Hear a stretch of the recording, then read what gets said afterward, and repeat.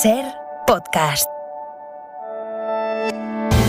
Hola, muy buenos días. La tensión con Marruecos ha bajado sobre el terreno en la frontera con Ceuta, pero se mantiene entre las instituciones, en eso que llaman el ámbito diplomático. Y en ese contexto se ha producido la última decisión de Rabat que deja fuera a los puertos españoles de la llamada Operación Paso del Estrecho. Así que el retorno de los miles de emigrantes desde Europa a su país se hará, como el año pasado, a partir de los puertos de Francia y de Italia, pero no de España. Eso mientras Marruecos reanuda los vuelos internacionales, informa Sonia Moreno. Marruecos reanudará progresivamente los vuelos desde y hacia el país a partir del 15 de junio, aunque se realizarán con autorización excepcional, dado que el espacio aéreo nacional aún está cerrado. Sin embargo, las autoridades anunciaron en un comunicado que la operación Paso del Estrecho no transcurrirá este verano por los puertos de España. El retorno de los inmigrantes marroquíes será exclusivamente a partir de los mismos puertos de tránsito de 2020, es decir, con barcos procedentes del sur de Francia e Italia, desde Marsella, Setet y Génova, con PCR previa y otra hecha a bordo. En España la noticia es hoy que resulta más fácil la entrada en nuestro país, que ya no solo vale una PCR para instalarse aquí, sino que sirve también un test de antígeno o acreditar la inmunidad, bien porque se haya superado la enfermedad o bien porque se haya recibido la vacuna. José Luis Astre, hola. Hola, buenos días. Se suavizan los requisitos de entrada y se abren los puertos a los cruceros internacionales. La patronal critica la falta de planificación. Alfredo Serrano es su director. No necesariamente que la fecha la fecha en que entrase en vigor cambiase, pero sí haber tenido un marco que nos hubiese permitido haber planificado con tiempo. No ha podido ser así y bueno, pues por supuesto no nos queda otra que adaptarnos a la situación e intentar recuperar ese terreno perdido. Empieza una semana muy política y les emplazo a escuchar la información que les vamos a ofrecer aquí en Hoy por Hoy a partir de las 8 de la mañana. Será una noticia de alcance político y que va a ocupar el debate de esta semana, que espera el domingo dos de sus grandes hitos. Uno es la manifestación en Colón en contra de los indultos a los presos del Prusés. Eso va a centrar también la semana y las discusiones que se produzcan en el Congreso. Las centra ya las declaraciones políticas como estas de Pablo Montesinos y José Luis Ábalos. O se está con la Constitución y con la justicia, o se está con Pedro Sánchez y con quien ha dado un golpe a la legalidad. Y no hay más. Con el gobierno del Partido Popular. Esto es que ahora parece que les hacen frente. El resultado de la ausencia de política, no ya de la mala política, de la indolencia, de la época de la hamaca y del puro, de la indolencia, de pusilánime. En Colón coincidirán, aunque no quieran salir juntos en la misma foto, los líderes del PP, de Vox y de Ciudadanos. Eso será el domingo que viene, día 13. Antes, hoy mismo, van a compartir foto en un acto empresarial en Barcelona Pere Aragonés y Pedro Sánchez. En el PSOE aguardan el otro hito político de la semana y que será también el domingo que viene. Las primarias en Andalucía, que se decidirán entre Susana Díaz y Juan Espadas. Batalla andaluza, pero en las que se juega mucho Pedro Sánchez. Inma Carretero, buenos días. Buenos días. Ni el presidente ni los ministros han aparecido por los actos de Juan Espadas, pero sí que hay despliegue institucional del gobierno en Andalucía con alcaldes y cargos socialistas. Hay fuentes de la Dirección Federal que admiten en privado que Sánchez no se puede permitir que Susana Díaz gane. Sería el tercer varapalo seguido tras el fiasco de la moción de censura de Murcia y las elecciones de Madrid, y le debilitaría orgánicamente, según otras fuentes que recuerdan que la Federación Andaluza es la más importante. No están en esas en Ferraz, creen que Espadas va a imponerse, y lo que preocupa es que no sea por una amplia diferencia, y si en ese caso Susana Díaz dará un paso atrás como secretaria general, que es algo que muchos dudan en la Dirección Federal, y que abriría otro frente orgánico a Pedro Sánchez a partir del domingo. Ese día deciden los militantes en unas primarias que recordemos que precipitó Sánchez para relevar a la líder andaluza y que dicen fuentes del PSOE que no están siendo un paseo. Esta será la semana clave para las primarias andaluzas, mientras el presidente de la comunidad, que se reincorpora tras haber superado el COVID, se va a reunir con Pedro Sánchez este mismo mes de junio. Elena Carazo, buenos días. Buenos días, sí, la cita será el día 17 en la Moncloa. Será el primer encuentro entre los dos desde que Moreno Bonilla tomó posesión de su cargo hace casi 2 años y medio. Reunión que llega en pleno desencuentro entre los gobiernos por la aplicación de las restricciones sobre aforos publicadas en el BOE. La fecha además se fija después de que el gobierno andaluz expresara sus quejas públicamente porque Moreno no hubiera sido recibido todavía por Sánchez, pero en cambio sí se cerrara una reunión rápida con el presidente catalán Pere Aragonés. Y aquí en España es noticia también otro crimen que se investiga investiga como machista y que confirma la tendencia al alza de la violencia de género desde que salimos del estado de alarma. Un hombre mató supuestamente a su pareja, una mujer de 59 años, luego se suicidó. Esto ocurrió ayer en Pozuelo, en Madrid. Van ya 17 mujeres asesinadas en lo que va de año. Y en el exterior, Bayo, estamos pendientes del recuento en Perú por ver si se resuelve el empate que auguraban las encuestas entre Keiko Fujimori y Pedro Castillo. Empate que se mantiene por ahora, con el izquierdista Castillo aventajando por apenas 4 décimas a la conservadora Fujimori en los primeros sondeos tras el cierre de las urnas. A falta de un escrutinio oficial, ambos candidatos han llamado a la calma y a la prudencia a sus seguidores. Los de Castillo, sin embargo, han marchado frente a la sede de la Junta Electoral en Lima pidiendo un recuento limpio, un recuento que podría tardar varios días en oficializarse y que podría arrojar un resultado tan ajustado como el que hace 5 años dio la victoria a Kuczynski por apenas 40.000 votos sobre la propia Fujimori, una política tan impopular que acapara el voto urbano como popular ha sido Castillo, que acapara principalmente el voto rural. Es lunes, es 7 de junio. Sonia Palomino, buenos días. Buenos días. Mira, hoy os traigo un ejercicio de nostalgia. Supongo que si os pregunto qué estabais haciendo o dónde estabais el 7 de junio de 2008, no os acordáis. Es una pregunta que hago más para sastre porque de Ángels me sé la respuesta. Supongo que yo nervioso en algún sitio esperando el partido, ¿no? Sí. ¿Y tú, Ángels? Yo trabajando. Trabajando, ¿no? Vale. En una plaza que ahora se utiliza para hacer manifestaciones. Para otras cosas, ¿no? Bueno, pues el 7 de junio de 2008 yo creo que nosotros tres y casi toda España estaba un poco inquieta porque ese día empezó la Eurocopa de aquel año, la Eurocopa del tiki-taka, que terminó 23 días después así. Qué bien toca para Xavi, Xavi para Torre, qué buena pelota le han puesto a Torre, la pelea Torre, ¡chuta Torre! Con este gol de Fernando Torres que nos dio la Eurocopa por primera vez en 44 años. Yo estaba todavía en la universidad, el comienzo de la competición me pilló de exámenes, pero sí recuerdo ver la final ya en una pantalla grande de estas que instalaron en el centro de Madrid. Bueno, pues un buen recuerdo ahora que está a punto de empezar la Eurocopa y que tenemos la noticia del positivo de COVID de Busquets, así que un poco de optimismo no nos va a venir mal. Eso es, a ver si tenemos la misma suerte que en 2008. Sí, y suerte le vamos a desear también a todos los estudiantes que hacen esta semana la selectividad, que se celebra en muchísimas comunidades. Hoy empiezan los de Madrid, Castilla-La Mancha y Cantabria, así que esperemos que les vaya bien después de otro año complicado de clases desde casa. Pues ojalá que sí, que tengan mucha suerte, que se olviden de los nervios y con el tiempo para hoy. ¿Podemos ser optimistas, Sonia? Podemos. Dejamos atrás las tormentas del fin de semana y empezamos el lunes con tiempo estable en la mayor parte del país y subida de las temperaturas. Ojo, porque hay zonas como Andalucía y el sur de Extremadura donde hoy los termómetros ya pueden subir de los 35 grados. Hoy por hoy, Ángels Barceló. Ya lo decíamos en portada, desde hoy volvemos a abrir las puertas a turistas de todo el mundo, así que desde ya y sobre todo a partir del próximo fin de semana sumaremos a más turistas a estas escenas que son habituales desde el fin del estado de alarma. Es el sonido de la policía disolviendo botellones en Palma de Mallorca este fin de semana, pero la imagen de concentraciones sin respetar las medidas de seguridad han vuelto a repetirse en muchas ciudades, Sonia. Sí, es el caso de Baleares, era especial además porque era el primer fin de semana sin toque de queda, así que las escenas de botellones en la calle han sido las más habituales y en Barcelona solo este fin de semana la policía ha desalojado a más de 6.000 personas. Radio Barcelona, Sergi López, buen día. Buen día, más de 6.000 personas la noche del sábado al domingo, a las que hay que sumar las casi 5.000 de la noche del viernes al sábado. En total, más de 11.000 desalojados, en muchos casos incumpliendo las medidas anti-COVID, sobre todo en las playas. Los Mossos han reforzado este fin de semana esos puntos calientes de la ciudad, donde se ha detectado también un aumento de robos y de compra-venta de drogas. Por si esto fuera poco, la Guardia Urbana precintó un local en el Eixample de Barcelona la noche del sábado, donde había casi 200 personas en un establecimiento con permiso para 49. Eso en la calle, en los locales, en restaurantes, en bares. Este ha sido el primer fin de semana con nuevas restricciones y la rebelión de muchas comunidades que no querían dar pasos atrás en sus desescaladas. En territorios como La Rioja o Euskadi, los bares han abierto su interior y han permitido la entrada de clientes a pesar de que la nueva normativa se lo impide. Radio Bilbao, Isabel León, Egunon. ¿Qué tal, Egunon? Es que la consigna aquí es no seguir alimentando el pulso con el Gobierno central. Así lo dejó claro ayer el Endacari y su entorno al ser preguntado por la famosa cláusula en la orden publicada este fin de semana y que, como avanzaron los socialistas vascos vía nota, permitiría sortear el cierre del interior de los bares, que aquí sigue abierto. Está visto que el planteamiento del Ejecutivo vasco es que si el Gobierno lo considera ilegal, que lo recurran ellos, porque aquí no va a haber movimientos al respecto. Dejan la pelota, por tanto, en su tejado y esperan. La opción es esquivar la polémica y poner el foco en la evolución del virus, que este fin de semana, hay que decir, deja alguna mejoría aquí en Euskadi, como volver al número de ingresos registrado en agosto del año pasado. Y entre tanto hay cada vez más comunidades que avanzan en la vacunación de los mayores de 40 años. Ayer empezó Galicia, hoy lo harán la Comunidad Valenciana y Navarra.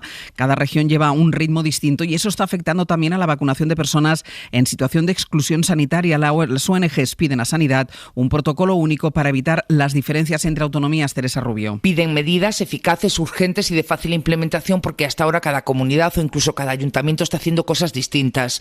Las hay proactivas, como Aragón, Asturias, Valencia o Baleares, que tienen un plan específico y que ya están vacunando no solo a personas sin hogar, sino también a migrantes sin papeles.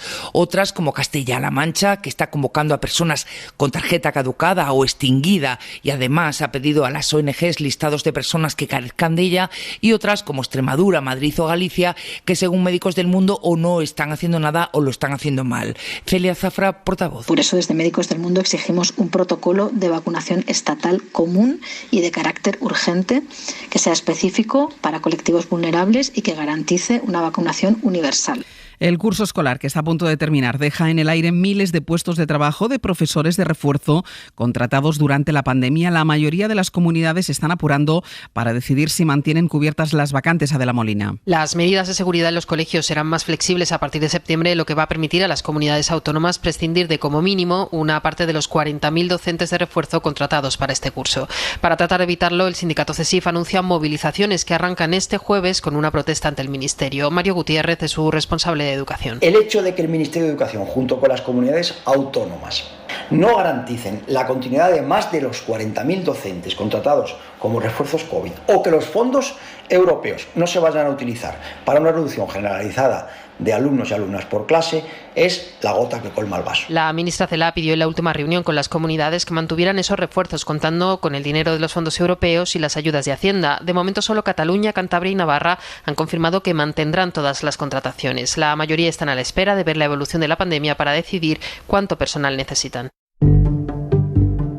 En la cadena SER, Hoy por Hoy, con Ángeles Barceló.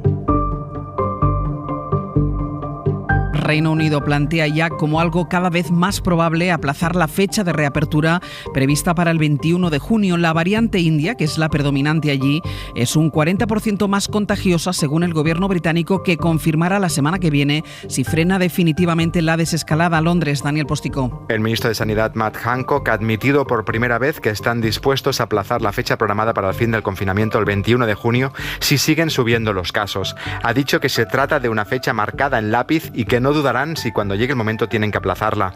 El gobierno de Johnson ha llevado a cabo un lento desconfinamiento que empezó en marzo y que debe terminar el 21 de junio, cuando está previsto que se recupere la normalidad y se elimine la distancia social y la mayoría de las restricciones que quedan y se permita la reapertura de las discotecas. Pero estos planes podrían verse truncados por la variante india, que ya es mayoritaria en el país. Los contagios han doblado en las últimas semanas y ya superan los 5.000 diarios. Se cree que esta variante es más contagiosa que las anteriores y no saben hasta qué punto las vacunas pueden ser efectivas. Los científicos avisan del riesgo de que se produzca una tercera ola de contagios. En Italia desde hoy desaparecen la mayoría de restricciones para el 20% de la población, unos 11 millones de personas que viven en las llamadas zonas blancas, donde la pandemia tiene una incidencia muy baja. Roma, Joan Solés. Además de las 7 regiones en zona blanca, hoy, es decir, sin restricciones, otras 7 se sumarán el próximo lunes y las restantes en las que rige todavía el toque de queda de medianoche a las 5 de la madrugada a lo largo de este mes. Sigue descendiendo el número de enfermos en toda Italia y de fallecidos, 51 en las últimas horas. Dejamos a la espalda el terror que vivimos el año pasado, ha declarado el viceministro de Sanidad, doctor Sileri, cuando llegaron a registrarse más de 1.000 muertes diarias. Con la vacuna, la población debe sentirse protegida. Si respeta las reglas, evitar aglomeraciones, llevar mascarilla y mantener distancia. Casi 40 de los 60 millones de italianos han recibido ya la primera dosis y de ellos 13 millones también la segunda. El ritmo se mantiene en 600.000 vacunados al día. Las cosas van bien, ha concluido el viceministro Sileri. Hoy por Hoy, con Ángeles Barceló. En Israel, esta que comienza es una semana clave para el futuro político del país. Porque es en estos días cuando el Parlamento debe votar la coalición de 8 partidos que se han puesto de acuerdo para apartar a Netanyahu del poder. El mandatario, que lleva 12 años en el cargo, se aferra a la silla, está tratando de convencer a los diputados de derechas que se han unido a esa coalición para evitar que alcancen la mayoría necesaria en la votación. Corresponsal, Oriol Andrés. Israel no es una monarquía, clamó ayer Naftali Bennett, el líder ultranacionalista que prevé encabezar el próximo gobierno de coalición. Una apelación directa al primer ministro en funciones, Benjamin Netanyahu, a quien le decía lo siguiente: pido al señor Netanyahu que suelte el país, que lo libere para avanzar. Las personas pueden votar por el establecimiento de un gobierno, incluso si no lo encabeza él. Un gabinete que está 10 grados a la derecha del actual, por cierto. Su petición venía después que Netanyahu hubiera calificado el futuro ejecutivo como el mayor fraude de la historia del país. No está claro aún si el nuevo gobierno se votará en el Parlamento esta semana o a inicios de la siguiente, pero Netanyahu y los suyos buscan imposibilitar su formación, promoviendo deserciones entre los diputados derechistas de la coalición. Para ello no han dudado en presionarles a través de los medios, las redes y la calle, acusándoles incluso de traidores. Las fuerzas de seguridad temen episodios de violencia ante el Parlamento similares a los ocurridos en el Capitolio de Washington. Más cosas de la actualidad internacional, Sonia. En Alemania, la CDU de Merkel respira aliviada después de haber conseguido la victoria en el Estado federado de Sajonia, un importante impulso antes de la gran cita electoral del próximo septiembre, en la que la formación empieza la era post-Merkel. Y este domingo también se han celebrado elecciones intermedias en México. El presidente López Obrador, que vive estas elecciones como un plebiscito a su gestión de la pandemia, podría mantener la mayoría parlamentaria de acuerdo a los primeros escrutinios. Y en Perú, los primeros recuentos muestran un empate técnico entre los candidatos, con el izquierdista Pedro Castillo aventajando por unas décimas a la conservadora Keiko Fujimori. Hola, muy buenos días. La cadena SER les puede adelantar esta mañana que la justicia va a acreditar tanto la caja B del Partido Popular como que su sede se pagó en negro.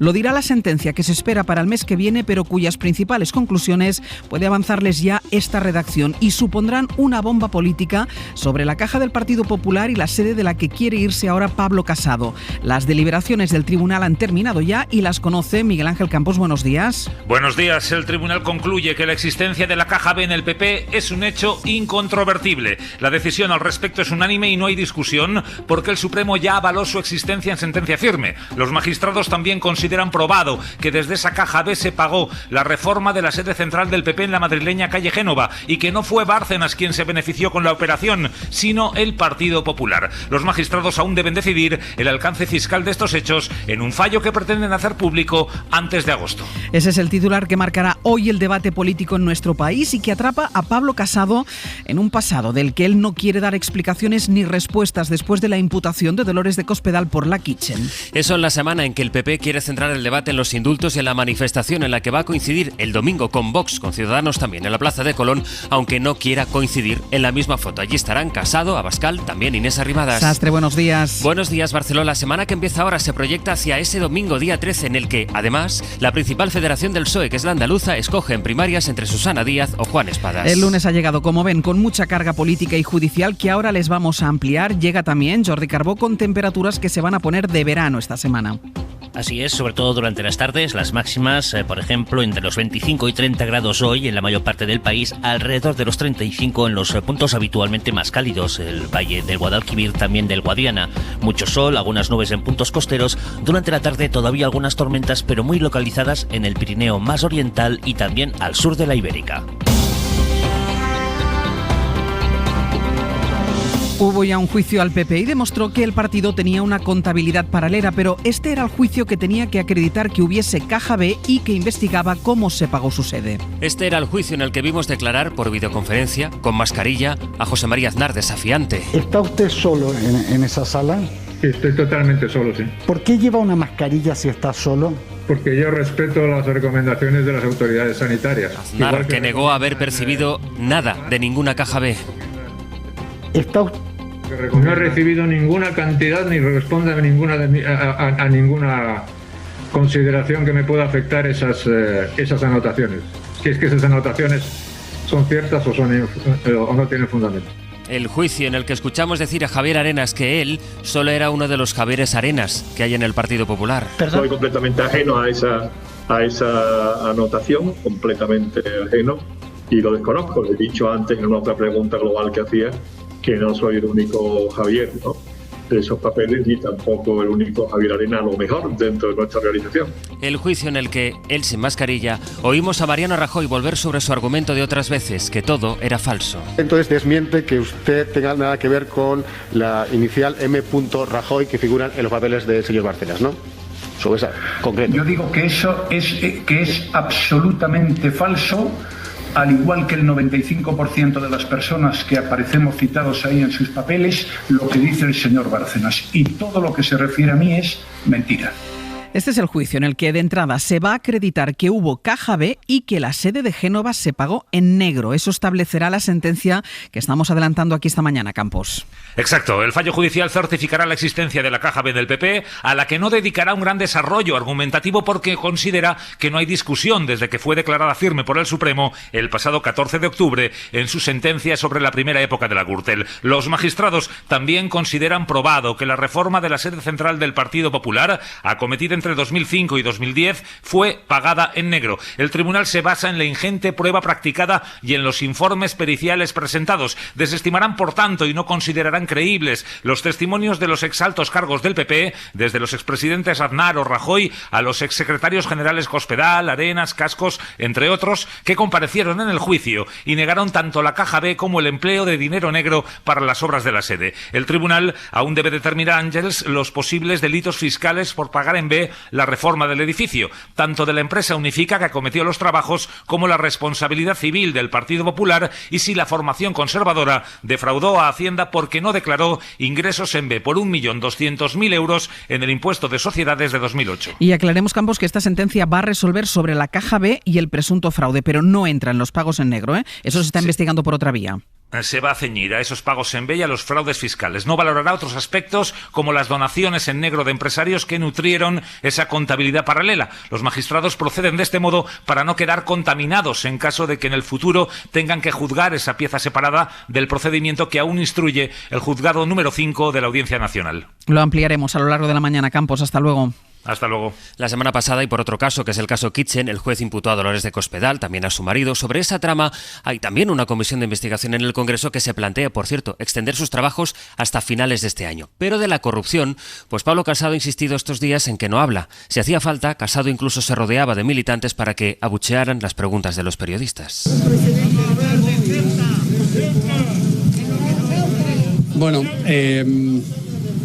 estoy bastante de acuerdo con esos caballeros. Eso fue en Ceuta hace unos días, y la noticia que esta mañana les adelantamos aquí en la SELA hará que vuelvan las preguntas sobre corrupción para el líder del Partido Popular. Pero Casado, Mariela Rubio, buenos días. ¿Qué tal? Buenos días. Seguirá haciendo como si esa etapa no hubiese existido para centrar su discurso en los indultos y en Cataluña. Sintiéndose además refrendado por las encuestas que para Génova marcan ya una tendencia, dicen, sólida. Silencio sobre corrupción, poniendo el foco en los indultos. Esta seguirá siendo la estrategia de Pablo Casado. En Génova se dicen conscientes de que Sánchez, aseguran, tratará de arrinconarles en la reedición de la foto de Colón. Pero según los populares, la convocatoria de este domingo junto a Vox, aunque no entraba en sus planes iniciales, no tendrá el coste que augura la izquierda. Aún así, Ángels irán a Colón tratando de evitar la foto con los de Abascal. Mientras tanto, proseguirán con su campaña de recogida de firmas. El PP asegura haber recibido ya más de 30.000. Según Génova, en un momento clave donde Ciudadanos se descompone a velocidad de crucero, el asunto de los indultos consolidará que todo ese voto naranja recaiga íntegramente en el PP. Mariela, gracias. A vosotros. Eso en cuanto al PP. En Ciudadanos hay una parte del partido que pide a Arrimadas que no acuda a la plaza de Colón el domingo. Óscar García, buenos días. Hola, buenos días. Sí, la tensión interna va en aumento y de hecho hay quienes en ese sector del partido han pedido directa o indirectamente a través de sus más allegados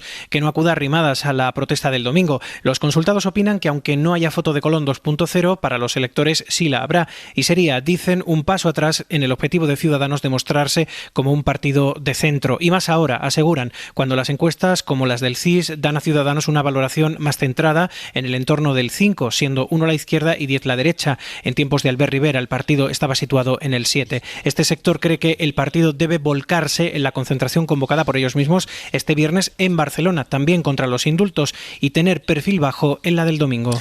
Hay toda una ofensiva parlamentaria del PP, de Vox y Ciudadanos contra el Gobierno en el Congreso esta semana para ir preparando el terreno de cara a esa manifestación del domingo. La semana la va a empezar, en cambio, Pedro Sánchez en Barcelona, en un acto empresarial que va a proyectar proyectar este mismo mediodía pues una de las imágenes del día, porque va a coincidir con Pere Aragonés. Y a las 8:30 estará aquí en Hoy por Hoy el ministro Miquel Iceta. Saben que la ley dice que los indultos deben justificarse por justicia, equidad o por utilidad pública, y en esa tercera parte, en la utilidad pública, es en la que va a centrar el Gobierno su argumento. Citan en el Ejecutivo esta frase, dicen: la democracia necesita bases de entendimiento más allá de personas y pareceres. Informa Nieves Goicoechea. Cuando el ministro de Justicia habla de que los indultos deben trascender a personas y pareceres, incide en una opinión general del Gobierno. Saben que los indultados no aceptarán esa medida ni se arrepentirán, pero el indulto debe mirar más allá y avanzar hacia la reconciliación entre catalanes. Debemos poner las luces largas, como decía Zapatero, con el proceso de paz de ETA, recuerda una fuente de la Moncloa. Creemos que en 2 años se pueden ver resultados políticos en la normalización del problema catalán, dice esta fuente, y para llegar a eso nos basamos en que estos indultos tendrán utilidad pública en el sentido de que beneficiarán a todos, beneficiarán a toda la sociedad, porque creemos que se pone la base para pacificar el ambiente y para normalizar la relación de Cataluña con el resto de España, aseguran fuentes del Gobierno. Hoy por Hoy, con Ángeles Barceló.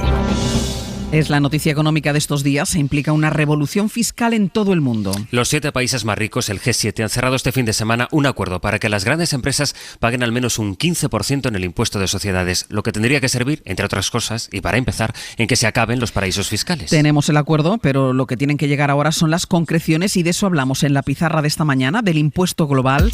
Javier Ruiz, buenos días. ¿Qué tal? Muy buenos días. Porque el acuerdo debería aplicarse en todo el mundo. ¿Cómo y qué recorrido le espera? Pues para empezar, esto es un punto de partida, porque primero se empieza a negociar desde ya lo que se ha fijado, más allá del suelo. Se ha fijado un mínimo, las multinacionales van a pagar ese al menos 15%, y Estados Unidos ya ha marcado posición, promueve un impuesto del 21%. Otros países batallan entre el mínimo, ese 15%, y un máximo del 25%. Así que esta es la primera etapa, fijar una cifra que puede oscilar en torno al 21% que plantea Washington. Y después, segunda etapa, extenderlo. Para empezar, al G20, a las mayores 20 economías del planeta, entre las que está en España. Eso ocurrirá en una cumbre el próximo mes, en Venecia, y después a toda la OCDE, a 139 países que estiman que van a poder recaudar entre 50 y 80 mil millones de euros adicionales más en función de los listones que se fijen. Así que por delante están esas 2 etapas. Primero, correr para fijar, y después, ¿cuánto? 80.000 millones, Ángels, para entendernos, es dinero suficiente para que España pagara a todos sus parados hasta el año 2025. Así que esta es la partida que estamos jugando. ¿Y hay ganadores y perdedores en este acuerdo? ¿Cómo se salda? Pues hay un gran ganador, que es Estados Unidos, que va a volver a traer a su país 200.000 millones de beneficios empresariales a los que va a poder cobrar impuestos. Así que este es el gran ganador. Para España, las ganancias oscilan entre los 700 y los 12.400 millones de euros en función de qué margen se ponga. 12.400 millones, vamos a ponerlo otra vez en perspectiva, es suficiente para cuadruplicar el gasto de España en educación, si se repatrian los beneficios de fondos fiscales. Así que esos son los ganadores. Perdedores, los paraísos fiscales, obviamente, en concreto Bermudas, Islas Caimán e Islas Vírgenes Británicas son las 3 que más fondos van a perder. Pero ojo, Suiza, Holanda, Hong Kong, Singapur están también entre las grandes perdedoras. Hemos dibujado el mapa en cadenaser.com. B. Pierden también las grandes compañías multinacionales, Google, Apple, Facebook, Amazon. Y C. Pierden también nuestras multinacionales, empresas españolas que tributan en jurisdicciones de competencia y que, según la Comisión Europea, eluden pagos por valor de 2.140 millones de euros al año. En España, las 7 grandes perdedoras son, por orden, Santander, Iberdrola, Telefónica, ACS, BBVA, Repsol y Sabadell. Así que hay claramente ganadores y perdedores. Ángels. Javier, gracias. Hasta ahora. A partir de este lunes hay menos restricciones para que los turistas lleguen a España. Se suavizan los requisitos de entrada y los cruceros que vengan del extranjero podrán atracar en los puertos españoles que se abren a viajes internacionales después de 15 meses. Hasta ahora, para entrar aquí solo se aceptaba una prueba PCR, y desde hoy ya van a valer también los test de antígenos. Además, podrán venir los viajeros que hayan recibido la vacuna al menos 14 días antes y quienes hayan superado la enfermedad.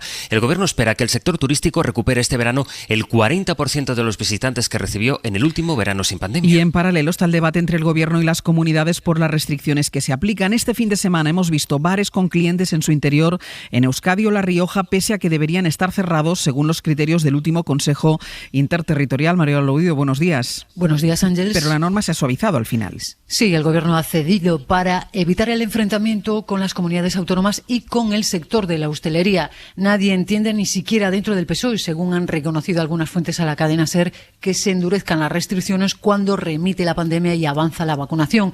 La ministra Darias recuerda que el viernes en Hoy por Hoy descartaba rectificar, pero finalmente decidió flexibilizar la norma y ahora las medidas se pueden adaptar y contextualizar a cada territorio según la evolución epidemiológica, así que las comunidades como el País Vasco pueden seguir con su hoja de ruta sin caer en la desobediencia y, Ángel, se desinfla el conflicto. De las vacunas hay 2 nuevas comunidades que adelantan las inyecciones a la población de entre 40 y 49 años. Hoy mismo comienza en la Comunidad Valenciana, ayer lo hizo en Galicia. Y hay un efecto claro del avance de la vacunación. Las muertes en las residencias se han desplomado, Mariola. En el mes de mayo hubo 32 muertes por coronavirus en los geriátricos, según la última actualización de datos del Inserso. En enero los fallecimientos fueron 2.443, en febrero 1.282, en marzo 106 y 30 en abril. La vacunación en las residencias se desarrolló en los meses de enero y febrero, aunque sigue habiendo fallecidos, la reducción es del 98,6%. Y lo mismo ha ocurrido con el número de contagios. En enero se registraron 15.500, poco más de 200 en mayo. Mariola, gracias. A ti, hasta luego. Hoy por hoy, Ángeles Barceló. De la crónica internacional, Bayo, esta madrugada hemos estado pendientes de 2 elecciones en México y en Perú. Presidenciales en Perú que se prevén con un resultado ajustado. Las encuestas al cierre de urnas daban una ventaja leve al izquierdista Pedro Castillo, aunque ahora mismo con el 68% del voto recontado es la conservadora Keiko Fujimori la que aventaja a su rival por casi 5 puntos. El maestro y líder sindicalista ha pedido a sus seguidores prudencia y respeto por el resultado. Vamos a ver si se respeta y estamos seguros que se va a respetar la voluntad popular. Mientras confía en que cuando se procese el voto rural, que debería favorecerle, el conteo dará un vuelco que dejaría a Fujimori fuera de la presidencia en su tercer intento en 10 años. Y mientras tanto en México, este domingo se han celebrado elecciones intermedias, los comicios más amplios en la historia del país, en los que se renovaban más de 20.000 cargos públicos. Unos comicios que se interpretan como un plebiscito a la gestión de la pandemia de López Obrador, cuyo partido, Morena, va a mantener la mayoría absoluta en el Congreso según los primeros recuentos.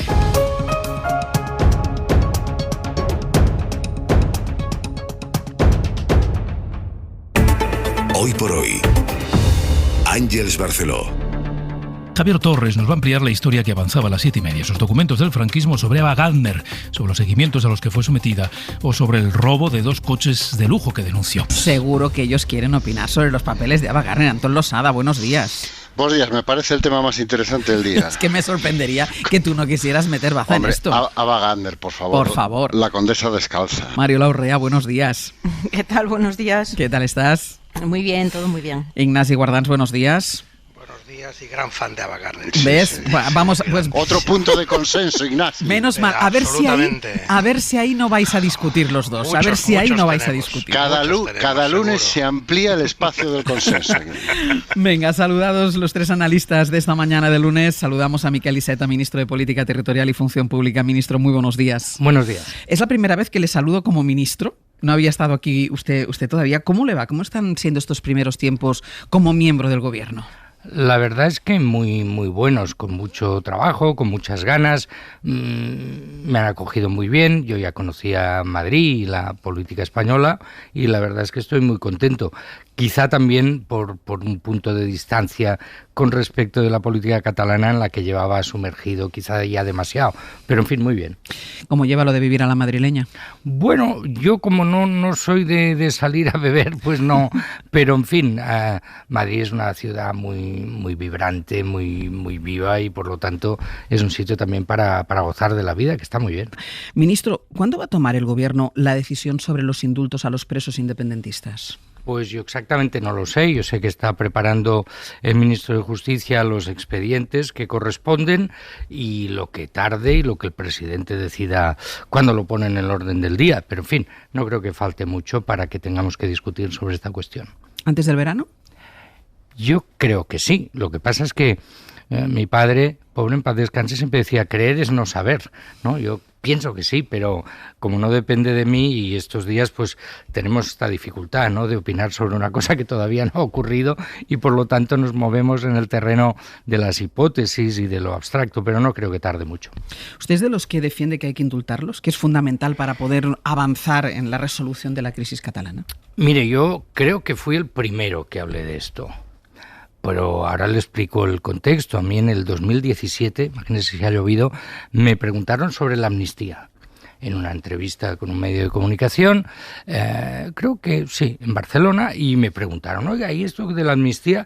Y yo dije, mire, la amnistía creo que no se puede plantear en un contexto como el que estamos viviendo, pero digo, siempre está abierta la posibilidad de medidas de gracia, como los indultos. Bueno, a partir de ahí ya fui como el padre de los indultos.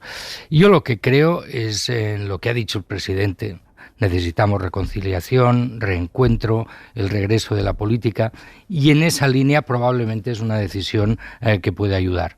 Y por lo tanto, lo que pasa es que estoy obligado a esperar a conocer exactamente qué es la propuesta que propone el ministro de Justicia, pero desde luego si estamos empeñados en la reconciliación, en retomar el diálogo, pues yo creo que es una decisión bastante sensata. No se debería haber trabajado más esta idea dentro del partido, y lo digo por las voces que del partido han salido en contra de los indultos, de exdirigentes, pero de dirigentes en activo, de varones del Partido Socialista.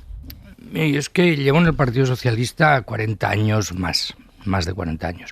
Y yo la verdad es que celebro formar parte de un partido en el que no hay un pensamiento único y obligatorio, y por lo tanto yo acepto muy bien que haya personas dentro del Partido Socialista que tengan visiones distintas y las expresen. Aquí siempre hay el problema de si se hace suficiente pedagogía y si se preparan las cosas lo suficiente. Claro, si estuviéramos discutiendo después de haber tomado una decisión, se diría que se ha escondido, que es opaca. Si lo hacemos antes, pues tenemos esa cierta incertidumbre que todavía no se ha tomado. Por lo tanto, yo creo que no hay recetas mágicas. Sin duda será una medida controvertida, que habrá mucha gente que no entienda, pero también habrá mucha gente que entienda. Y en el futuro pues veremos la evolución de las cosas, pero yo que como tantos catalanes viví con un desgarro tremendo el fracaso de la política, porque a veces llevamos a los tribunales cosas que jamás debían haber llegado a los tribunales, porque deberíamos haber encontrado desde la política un mecanismo para solucionarlo, ¿no? Y por lo tanto todo lo que nos acerque al regreso de la política yo creo que es bueno. Pero en fin, respeto absolutamente todas las ideas, solo faltaría, y cuando se tome la decisión me encantará participar en su explicación, sea la que sea, porque yo creo que merece mucho la pena que la gente sepa por qué se hacen las cosas. Y luego hay algunos elementos, yo creo que en España quizá relativizamos mucho la pena de prisión, ¿no? Las personas que están cumpliendo condena, si no recuerdo mal, llevan ya 3 años y medio en prisión. O sea, que no, esa expresión que utiliza alguno, que no se vayan de rositas. Oiga, con todo el respeto, pero de rositas no se han ido. Estar 3 años y medio en prisión, lejos de tu familia, con tu actividad muy limitada, pues realmente no es plato de gusto. Y luego también es verdad que probablemente siga la inhabilitación que les impide presentarse a elecciones, ¿no? Por lo tanto, no estamos hablando de personas que no hayan tenido algún problema por lo que hicieron, que yo creo que efectivamente fue un grave error y constituye delito. Otra cosa es que haya gente que piense que es desproporcionada la pena, pero en fin, en cualquier país de los que nos comparamos habitualmente, pues ir contra la Constitución o contra la unidad territorial del Estado, pues es un delito y tiene su pena. ¿Qué precio político están dispuestos a pagar ustedes, el PSOE, el Gobierno? Porque esto va a suponer desgaste, esto va a tener un coste político. Bueno, o no, en fin, no quiero minimizarlo, porque yo creo que en política las grandes decisiones suelen tener todas ellas algún coste. Primero porque a veces tienes que ir contra la opinión pública, contra la inercia, yo no sé, y ahora me dirán, no, IZ compara los indultos con, en fin, los problemas de reestructuración industrial. No comparo con nada, pero muchas de las decisiones que se toman en política tienen coste. ¿La tuvo para Suárez de legalizar el Partido Comunista de España? Pues probablemente. ¿La reconversión industrial? Pues también. ¿La decisión sobre la Alianza Atlántica? También, y podríamos hacer una lista interminable interminable de decisiones que son controvertidas, y en política nos hemos de acostumbrar, y el único problema, si me permite la broma, es que al final ha de decidir un gobierno y se ha de mojar y ha de valorar y ponderar las diversas posibilidades y tomar la decisión que entiende más adecuada y sufrir la crítica por ello, naturalmente. No, yo creo que son las reglas del sistema democrático y que mejor vale que nos ajustemos a ellas. ¿Y el independentismo, ministro, se lo está poniendo fácil? No, pero bueno, vamos a ver, es que el independentismo... Es que ayer mismo o anteayer escuchábamos al vicepresidente de la Generalitat hablando de, otra vez, de la unilateralidad. Pero es que no van a hacer nada unilateral. Vamos a ver, yo creo que, en fin, y hay gente que dice, estás amenazando. No, es que si se vuelven a cometer delitos, pues se vuelve a ir a un tribunal, se vuelve a recibir una pena y no avanzas en tu objetivo. O sea que yo muchas veces, ayer, me parece que era anteayer, Joan Coscubiela, que no es de mi partido, pero que es una persona a la que admiro muchísimo, decía, bueno, ellos dicen lo volveremos a hacer en el sentido de seguiremos intentando la independencia, pero volveremos a cometer los mismos errores, los mismos delitos, sabiendo qué consecuencias tienen, pues la verdad es que no. Y yo pienso que tiene razón, ¿no? Yo creo que el independentismo tiene total derecho a mantener su objetivo. Aquí a nadie se le pide que cambie de opinión. Lo que pasa es que sí se pide a todo el mundo que se ajuste a la ley y que cumpla con la legalidad. Y eso es lo que el independentismo está haciendo, al menos desde que gobernamos los socialistas, porque aquí lo que a mí, si me permite la expresión, a mí me molesta cuando dice, no, es que España está en riesgo cuando gobiernan los socialistas, y yo solo he visto en riesgo la unidad de España gobernando el PP. O sea que, en fin, no digo que fuera culpa suya, digo que pasó mientras ellos gobernaban. Y aquí hay dos grandes caminos a seguir. Una, no hacer nada y confiar en que el tiempo lo resuelva todo, y la otra, intentar regresar a la política y al diálogo. El no hacer nada al final nos llevó donde nos llevó. Y estos días que se dice, no, vamos a coger firmas, vamos a ir a Colón, todo me suena a un déjà vu. Porque cuando se rompió de esta forma el consenso que se había intentado trenzar, seguramente con algunos errores también, sobre el Estatuto del 2006, hubo quien dijo no, ni hablar. Y eso al final lo que derivó es en algo que nadie quería. Entonces yo lo que digo es, hombre, si un gobierno llega a un momento en que considera que es de utilidad pública establecer un perdón para poder volver a la política y al diálogo, yo creo que hay que dar una oportunidad a eso. ¿Y qué tal le parece Pere Aragonès como interlocutor? ¿Va a tener libertad de movimiento? ¿Va a tener las manos atadas a Junts per Catalunya? Vamos a ver, nadie somos libres del todo. Nos gustaría, ¿no? Pero no lo somos. Y Pere Aragonès pues se debe a su partido, se debe a un gobierno que es de coalición.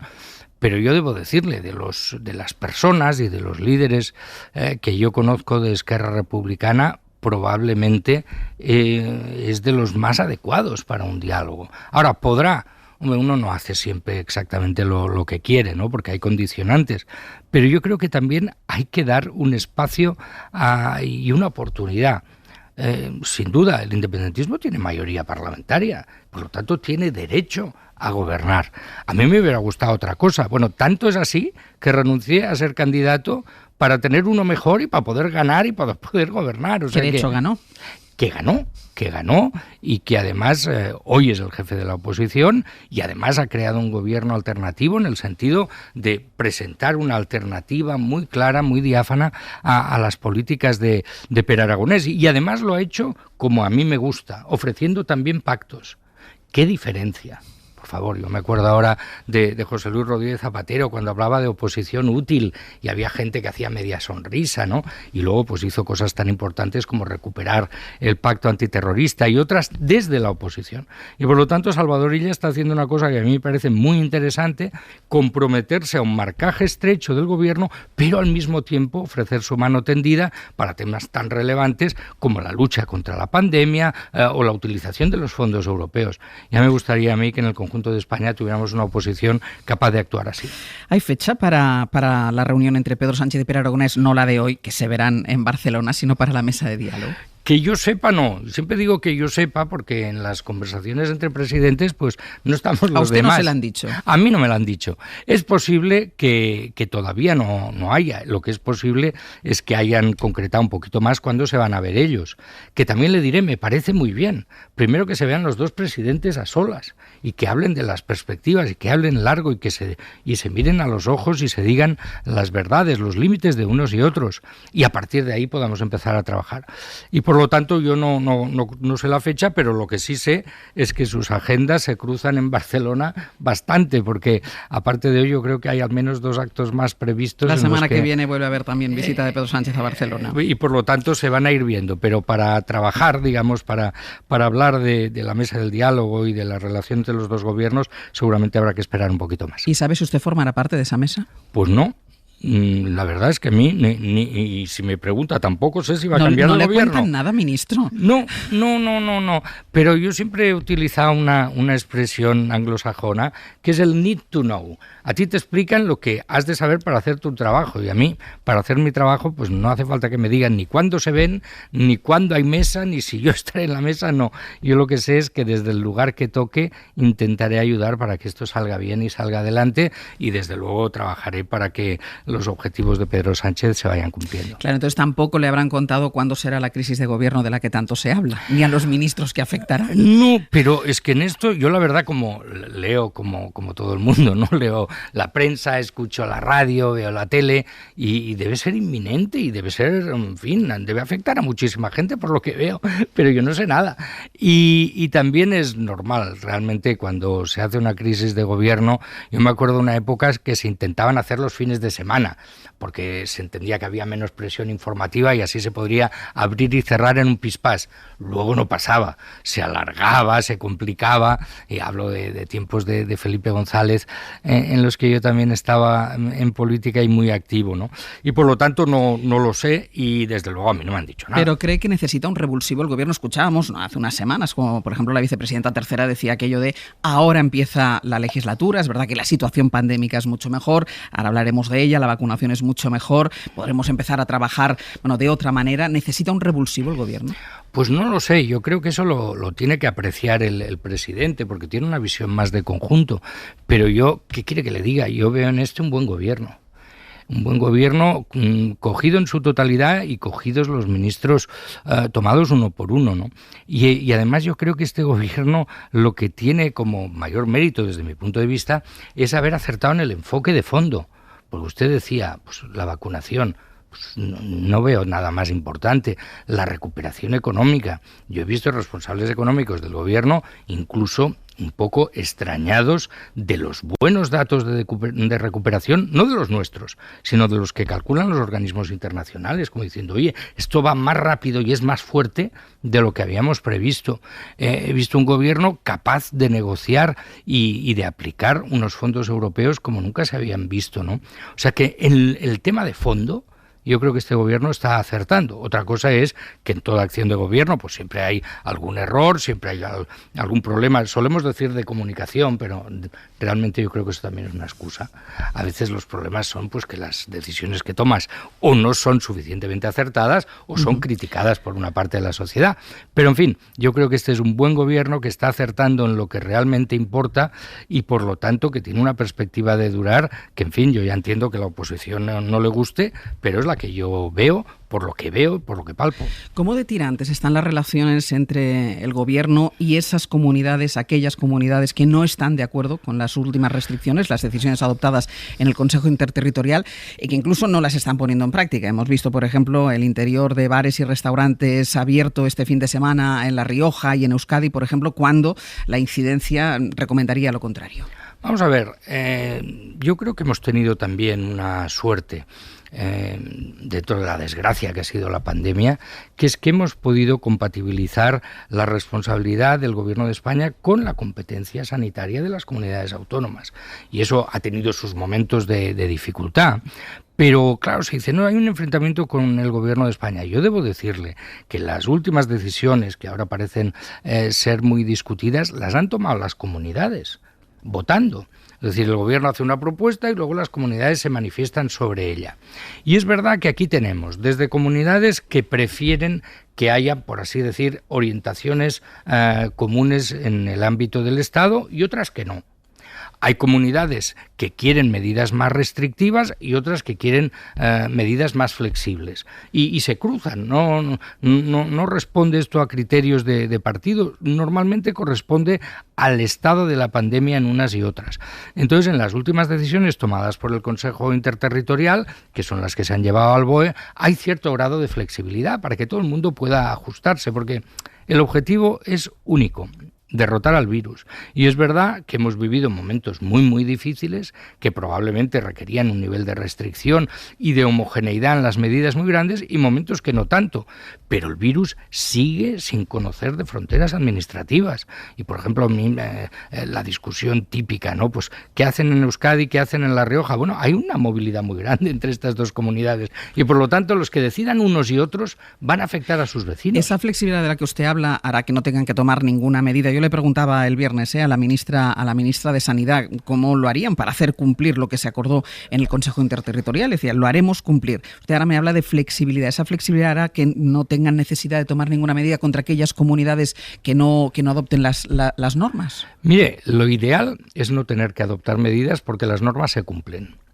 El segundo, el subóptimo, es que se tomen en unos márgenes que permita a todo el mundo estar muy convencido que la decisión que toma es la más adecuada para su comunidad. Y la tercera posibilidad es que el gobierno se vea obligado a actuar desde el punto de vista, de constreñir, desde el punto de vista judicial, que yo espero que no pase. Porque es verdad que además ahora todos nos movemos una cierta inquietud. Como lo hemos pasado muy mal, hemos tenido un estado de alarma larguísimo, ahora nos viene el verano, la vacunación está yendo como un tiro, pues ahora tenemos todos más ganas de salir y de decir, oye, me quito la faja, ¿no? Y vamos ahí a por todas. Entonces yo creo que también hay que recordarle a la gente que esto no se ha acabado, que a pesar de que la vacunación va muy bien, a pesar de que la incidencia está bajando, pero el virus sigue suelto. Y por lo tanto decirle a la gente, oye, seamos muy responsables, tenemos ahora más margen, tenemos más libertad, por así decir, pero cuidadito porque esto no se ha acabado. Y es en ese punto de equilibrio en el que nos hemos de encontrar todos. Y es verdad, las comunidades tienen en estos momentos un mayor conocimiento, mayor precisión, mayor proximidad a los problemas y probablemente por eso también reclaman poder ejercer sus competencias sin cortapisas. Es lo normal. La cosa es encontrar el equilibrio y yo estoy convencido de que lo encontraremos y desde luego la ministra de Sanidad está en ello y favoreciendo los acuerdos y también la flexibilidad y la adaptación a las realidades de cada lugar. Debería celebrarse pronto, y lo digo porque hay muchos que lo piden, una conferencia de presidentes. Bueno, yo creo que siempre es bueno. Yo creo que algunas cosas de esta pandemia han llegado para quedarse y la verdad, y estoy feliz que sea así. Bueno, una primera, la importancia de lo público. Esto para los que venimos de la izquierda pues es importantísimo, ¿no? Ya hemos visto que cuando llega el desastre, solo lo público te salva. Y por lo tanto se ha acabado con los recortes de sanidad, se ha acabado con cicatear ahí dinero para la investigación. Lo público es lo primero. 2, juntos lo hacemos mejor, juntos somos más fuertes, cooperando las administraciones son más fuertes. Y en esa cooperación, pues mira, yo desde que soy ministro, como hay la tradición de que el ministro de Política Territorial participe también del Consejo Interterritorial del Sistema Nacional de Salud, yo cada semana, tengo la agenda libre menos los miércoles por la tarde, porque el miércoles por la tarde sé que me veo con todos los responsables de sanidad de las comunidades autónomas, de Ceuta, de Melilla, de la Federación Española de Municipios y Provincias. Y eso está funcionando. Luego, durante la fase más aguda de la pandemia, teníamos prácticamente, si no semanal, quincenal, una reunión de presidentes. Por lo tanto, yo creo que estamos en condiciones, cuando esto pase, de revisar e incluso formalizar más esos mecanismos de cooperación, eso que se ha venido a llamar cogobernanza, y que yo, con perdón y que nadie se ofenda, le llamo federalismo. Miquel Iceta, muchísimas gracias por la perla del final. Hasta la próxima. Hasta la próxima y que sea pronto.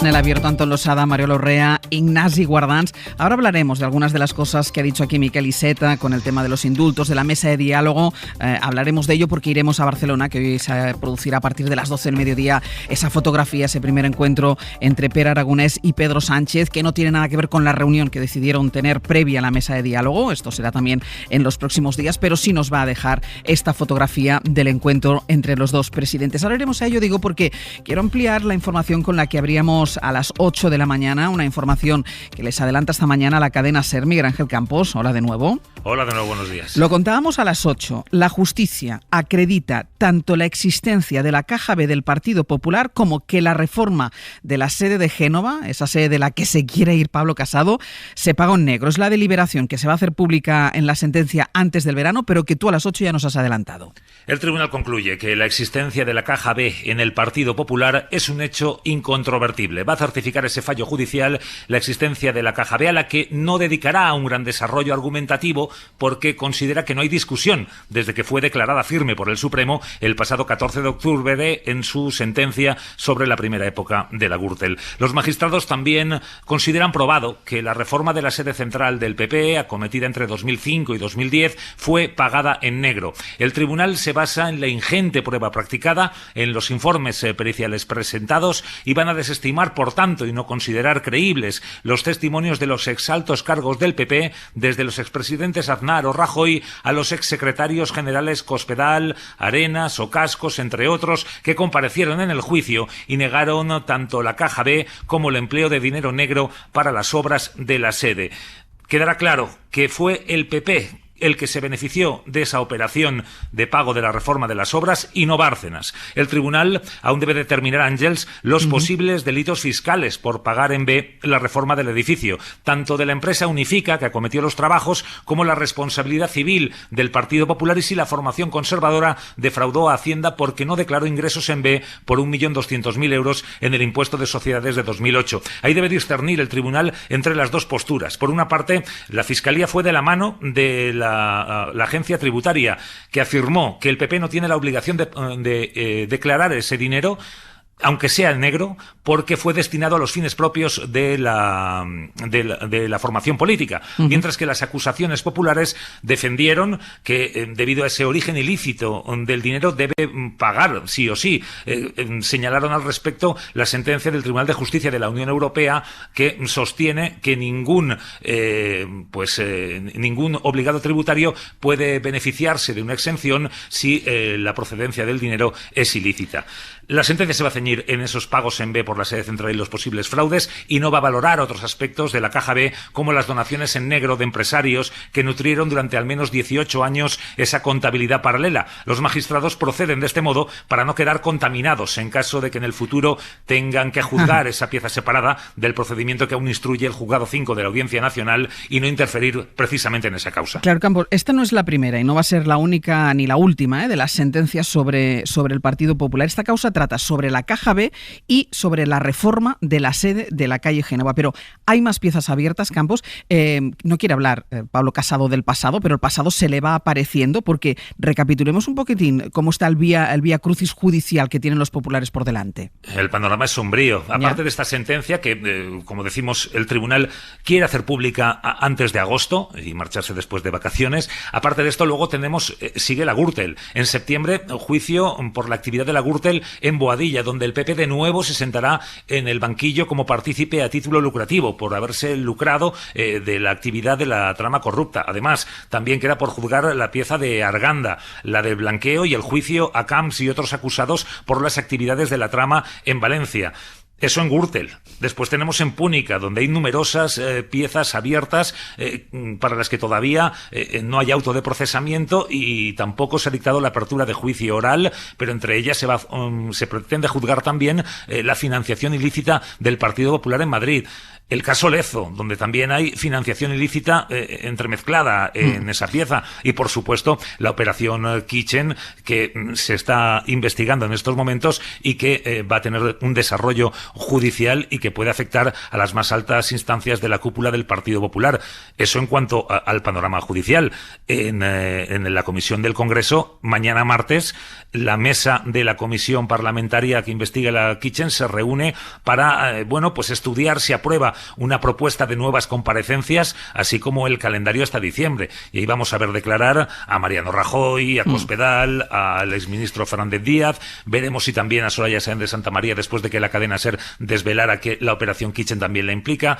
En fin, que ese es el panorama que les espera. Declararán exdirigentes del Partido Popular, por cierto, por recapitular un momento, decías que el tribunal que va a dictar la sentencia sobre la Caja B y las obras pagadas en negro no considera creíbles las declaraciones de los exdirigentes del partido que pasaron por el juicio. Sí, es de cajón, es obvio, porque, claro, si considera aprobada la existencia de la Caja B y considera que las obras de la sede se pagaron en negro, si ellos negaron tanto la existencia de esa Caja B como que la sede del Partido Popular fuera pagada con dinero negro, obviamente no son creíbles. Sus testimonios no los han tenido en cuenta a la hora de incluirlos o de valorarlos para su sentencia. Pues Campos, muchísimas gracias. A ti, buenos días. Le volví a hacer esta pregunta a Campos sobre que el tribunal evidentemente no considera creíbles lo que dijeron estos exdirigentes del Partido Popular cuando declararon en el juicio, porque seguramente, y ahora lo van a poder recordar con nosotros, ustedes recuerdan, fueron comparecencias por vía telemática en medio de la pandemia, por ejemplo, de José María Aznar, de Mariano Rajoy o de Javier Arenas, que dejaron estas perlas. ¿Está usted solo en esa sala?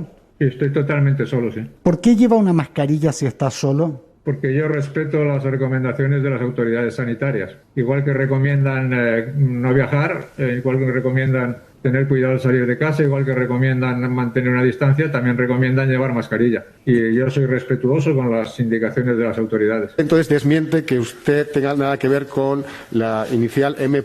Rajoy que figuran en los papeles del señor Bárcenas, ¿no? Sobre esa concreto. Yo digo que eso es absolutamente falso. Al igual que el 95% de las personas que aparecemos citados ahí en sus papeles, lo que dice el señor Bárcenas. Y todo lo que se refiere a mí es mentira. Completamente ajeno a esa anotación, completamente ajeno, y lo desconozco. Lo he dicho antes en otra pregunta global que hacía, que no soy el único Javier, ¿no?, de esos papeles, y tampoco el único Javier Arenas, a lo mejor, dentro de nuestra organización.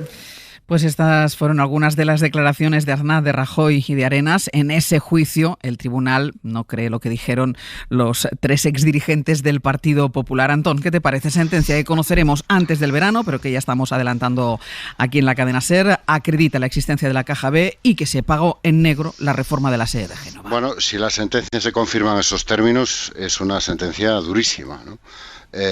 Y que genera un problema político de primera magnitud para Pablo Casado, por mucho que quiera seguir con la estrategia del avestruz, ¿no? Enterrar la cabeza debajo de la arena y esperar a que pase y que dejen de preguntarle, ¿no? Es realmente infantil instalarse en esa idea de que no te van a preguntar cuando sale una sentencia en la que se vuelve a reconocer y acreditar la existencia de una Caja B. Es decir, que la financiación ilegal no eran hechos aislados, no, estaba institucionalizada. O sea, el Partido Popular funcionó durante décadas con un sistema de financiación ilegal de manera ordinaria, diaria, de manera institucionalizada, ¿no? Y que la sede de tu partido, la emblemática sede de tu partido, donde por ejemplo hace un mes veíamos gritar libertad, libertad, pues ha sido pagada en negro, ¿no? Es decir, eso necesita, no es algo que puedes despachar simplemente diciendo que está en el pasado. Tienes que asumir los hechos.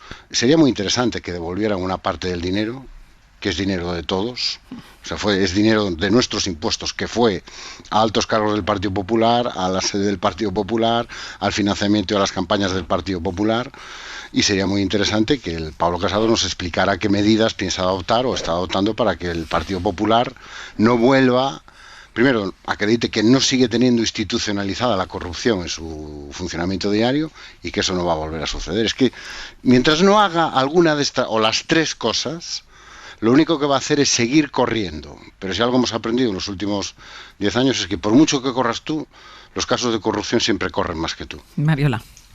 Bueno, yo en primer lugar quería felicitar a Miguel Ángel Campos por el trabajo realizado, porque hoy nos esté adelantando el contenido de una sentencia que tiene previsto hacerse pública en agosto, aunque la deliberación de la misma al parecer ya ha tenido lugar, y que hoy podamos estar comentando esto, ¿no? La verdad es que, lo decía también Antón, ahora se está probando, hay ya verdad judicial suficientemente acumulada, más los indicios que ya tenemos como para poder afirmar sin ningún riesgo que el Partido Popular durante muchos años estaba asentado sobre una trama de financiación ilegal y una trama de red de corruptelas que van a perseguir a los líderes actuales durante mucho tiempo. Y esto, para mí, es lo relevante, aunque el Partido Popular haya pagado ya con la salida del gobierno parte de la responsabilidad política que todo esto lleva implícito. Es verdad que la situación imposibilita ahora una oposición con perfil de alternativa de gobierno, y esta es ese fantasma que le persigue constantemente a Pablo Casado y hace que su mandato en términos de oposición resulte tan desdibujado. Es que no hay manera de construir una oposición con perfil de alternativa de gobierno sólida cuando constantemente estás condicionado, marcado por esto que te está ocurriendo, y cuando además tu actitud ante esto es como la de los niños, ponerse una servilleta y decir aquí no pasa nada y yo no hablo, ¿no?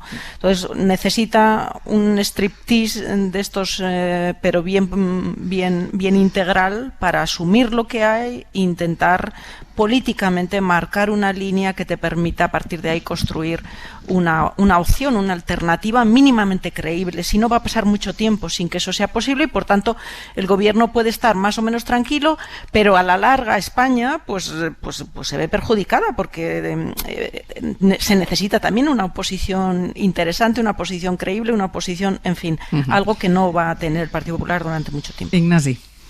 Bueno, yo creo que paradójicamente esa sentencia le puede hacer un favor a Casado, en la medida en que le puede permitir construir un discurso que por sí solo, o solo basado en acusaciones de prensa y demás, no lo puede hacer. Es decir, yo no creo que Casado sea corresponsable en cuanto a los hechos mismos, me refiero, de todo lo que estamos hablando. Eso efectivamente es de otra época.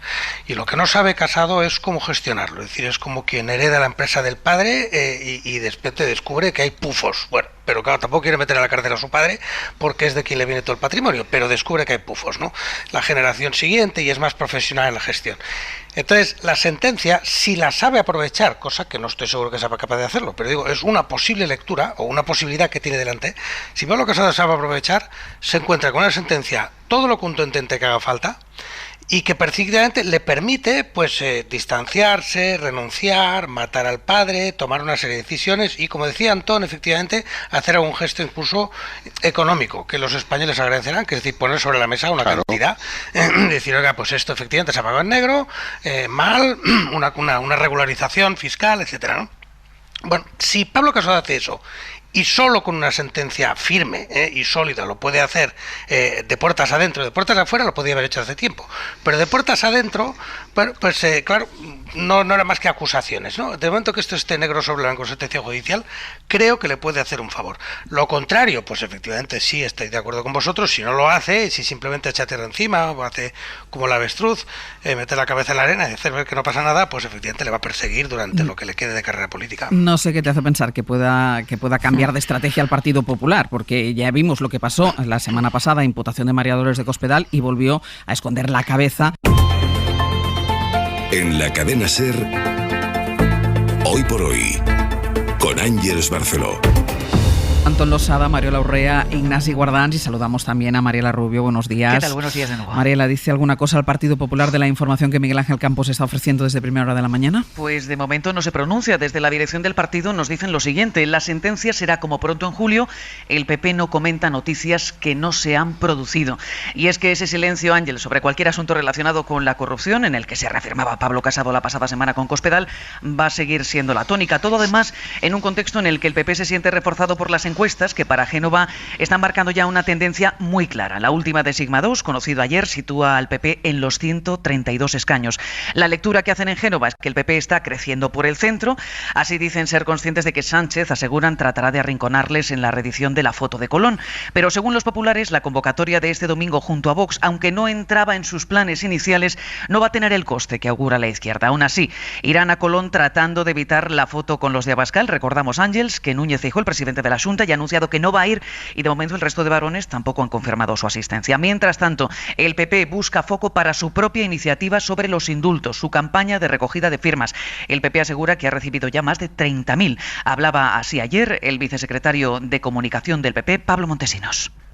Le escuchamos. Hago un llamamiento a que todo el mundo, a que todos los españoles participen en esta recogida de firmas, porque es una recogida de firmas transversal, abierta a todo el mundo, en defensa de la justicia, de la Constitución, de la igualdad de todos los españoles, en contra de los indultos, pero a favor de la convivencia en el marco de nuestro Estado de Derecho. Según Génova Ángels, en un momento clave donde Ciudadanos se está descomponiendo rápidamente, los indultos van a consolidar que todo ese voto naranja recaiga íntegramente en el PP. Así que de momento veremos si a lo largo del día hay novedades, pero eso es lo que dice la dirección del partido sobre la noticia que nos avanzaba nuestro compañero Miguel Ángel Campos. La sentencia será como pronto en julio. El PP no comenta noticias que no se han producido, así que podríamos decir que hasta ahora el PP se escudaba en que no hablaba del pasado, ahora podemos decir que se escuda en que no habla del futuro.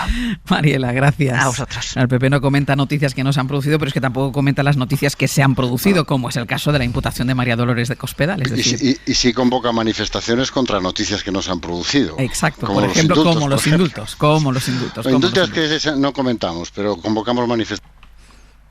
Escuchaba con lo que decía Ignasi y primero le alabo la buena fe y la confianza en Pablo Casado, ¿no? Pero es que no puede hacer lo que Ignasi con buen criterio le sugiere por dos razones fundamentales. Primera, porque los que te han puesto ahí son los que salen retratados en esta sentencia.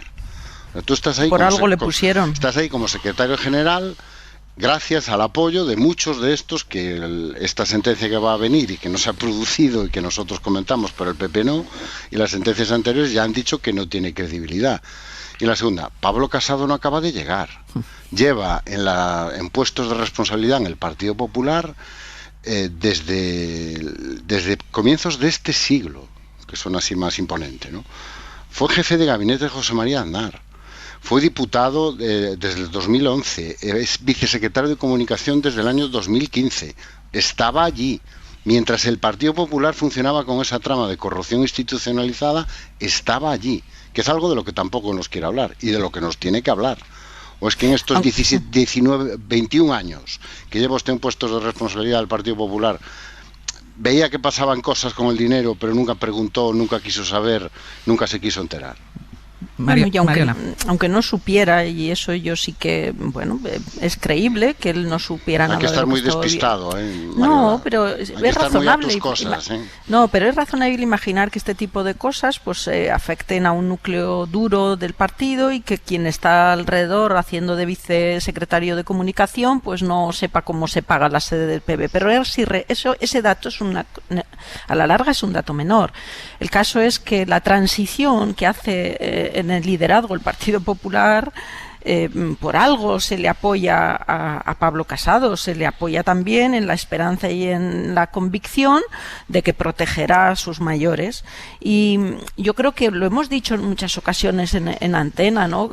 A mí no me cabe la menor duda que Pablo Casado es un liderazgo de transición, que el Partido Popular no llegará a la Moncloa con alguien como él, no porque él no esté capacitado para asumir ese desafío, sino porque el momento del Partido Popular es un momento de mirada hacia adentro, es un momento de reconstrucción orgánicamente, es un momento de limpiar los procedimientos y las maneras en las que has venido funcionando desde hace muchos años. Podemos hablar de décadas.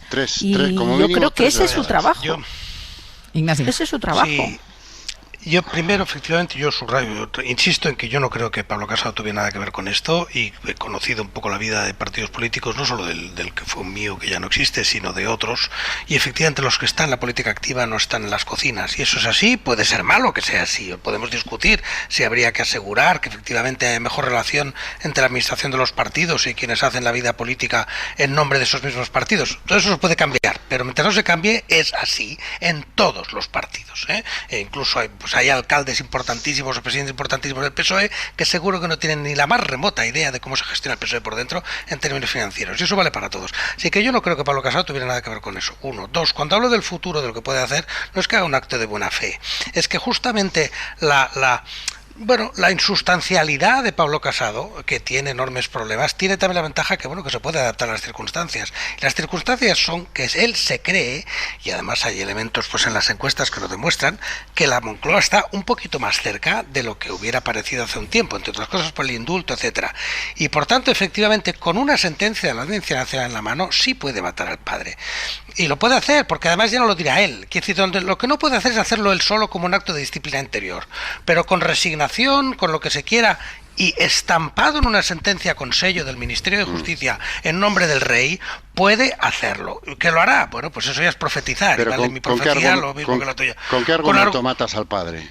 Bueno, pues es que el argumento se lo da la Audiencia Nacional, y es que no necesita argumento. Pero ¿qué le dices al padre? ¿Que lo sabías? Le dices, y el padre te dirá, y tú... Antón, tú me preguntas, te respondo. No tiene que decir nada. Esa es la ventaja de tener una sentencia de Audiencia Nacional, que Pablo Casado yo no tiene que decir nada. Y mira, han dicho esto, yo no sé si estoy de acuerdo o no. Sí, tú dices, acepto, acato, se llama acatar la justicia, se llama acatar. Tú sales, no, solo faltaba, no. Tú podrías decir que la acatas, que pones, que compensas y pones sobre la mesa el dinero que la audiencia te acuse de no haber pagado, entre otras cosas, porque esta sentencia, según como vaya, va a la agencia tributaria a reclamación, porque no creo que haya prescrito la parte fiscal. No soy experto, pero lo dudo. Y aunque haya prescrito, da igual, es un gesto. Bueno, se hace sí, y ya está. En todo caso es un gesto y ya está. Y por tanto, efectivamente, pues no tienes que estar haciendo discursos morales. Pero lo que pasa, Ignasi, es que Casado ha tenido ocasión de matar al padre en muchas otras ocasiones. Recordemos que hubo una moción de censura que desalojó al Partido Popular de la Moncloa por una condena al Partido Popular.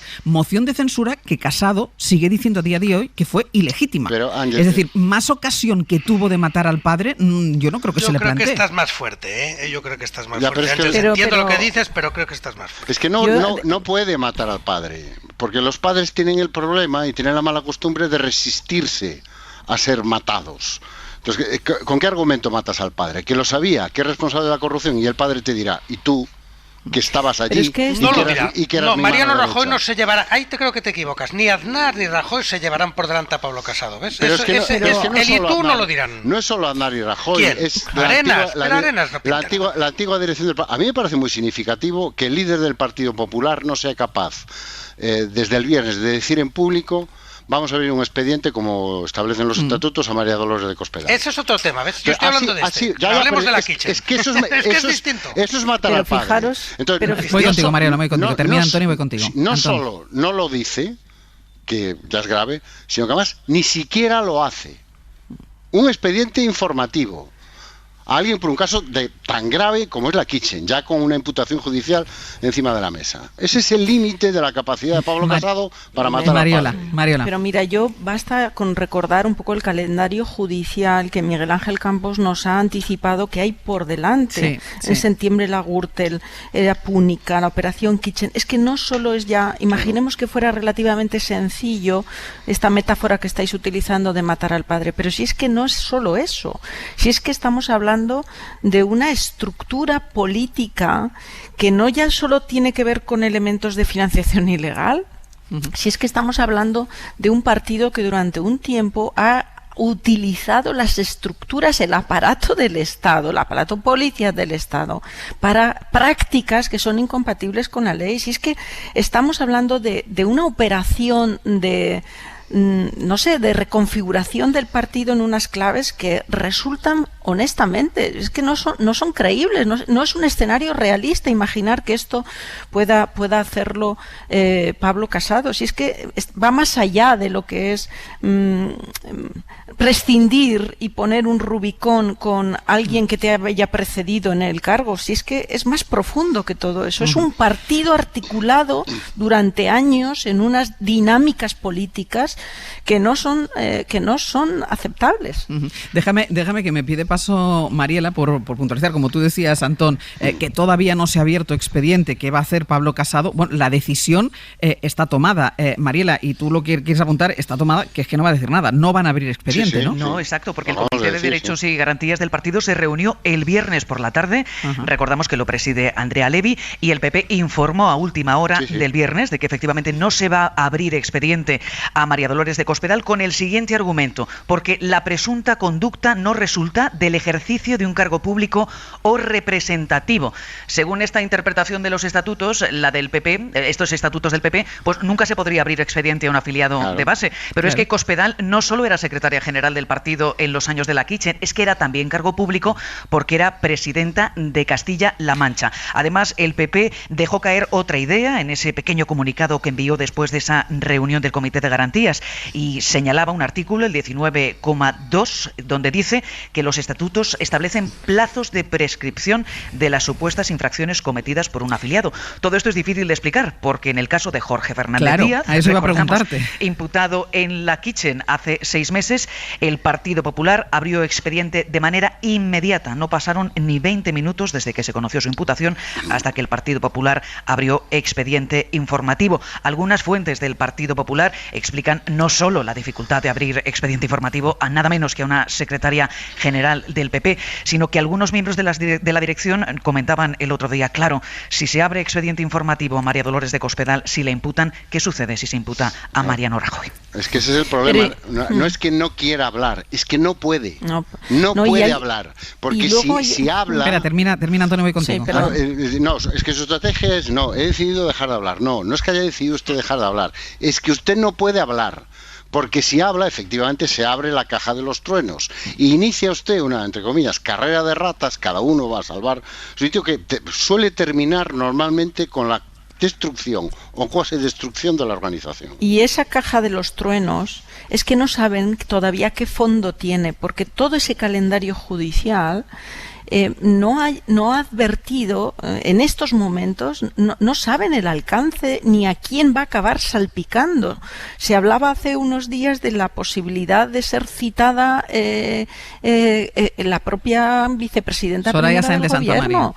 Estamos hablando que esa caja de los truenos es que no saben qué fondo tiene, por lo tanto, pues hasta incluso diríamos que desde un punto de vista judicial tiene sentido guardar silencio. Políticamente no es aceptable y en democracia no es aceptable, y no va a poder sobrevivir como líder político en un formato tipo tortuga. Me meto dentro del caparazón y aquí que llueva o truene.